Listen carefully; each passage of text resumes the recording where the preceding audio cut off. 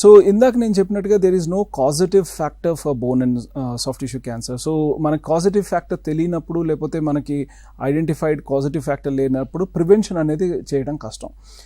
So one is prevention. కాకపోతే నా early diagnosis ఇందాక చెప్పినట్టుగా తొందరగా మనం దాన్ని కనిపెట్టగలిగితే దానికి ట్రీట్మెంట్ అనేది మనం తొందర స్టార్ట్ చేసుకుంటే రిజల్ట్స్ అనేవి బాగుంటాయి. ఫర్ ఎగ్జాంపుల్ సపోజ్ ఆస్టియోసార్కోమా ఉందనుకోండి. ఆస్టియోసార్కోమా స్టేజ్ 1 స్టేజ్ 2లో మనకు ఐడెంటిఫై అయితే కరెక్ట్గా కీమోథెరపీ, కరెక్ట్గా surgery followed by chemotherapy again చేసుకుంటే దాదాపు 75% రిజల్ట్ ఉంటుంది.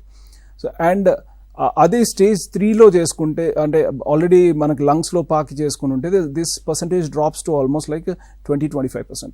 అండ్ స్టేజ్ 4లో అయితే ఇట్స్ నెగ్లిజిబుల్, ఆల్మోస్ట్ లైక్ వేరే అవయాల్లో కూడా పాకితే the survival chance of the bone మన ఆస్టియోసార్కోమా అనేది ఉండదు.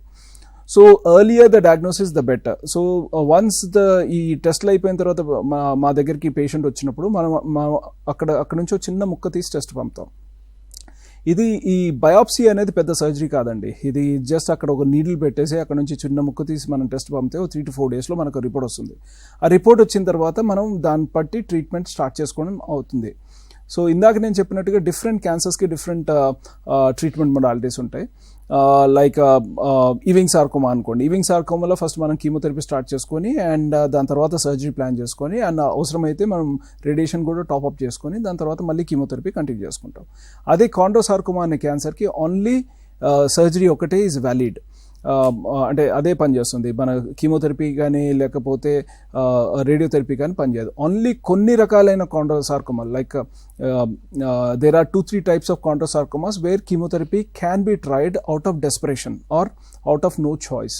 సర్జరీతో పాటు కీమోథెరపీ కూడా కొన్నిసార్లు మనం ట్రై చేస్తాము. Differentiated chondrosarcoma, the very high grade కాండ్రోసార్కోమాస్లో. But otherwise whole in whole జనరల్గా కాండ్రోసార్కోమాస్లో surgery is the mainstay of treatment. అదే when we deal with multiple myeloma or myeloma, it's basically a bone marrow cancer కాబట్టి దానికి chemotherapy అనేది primary source of management ఉంటుంది.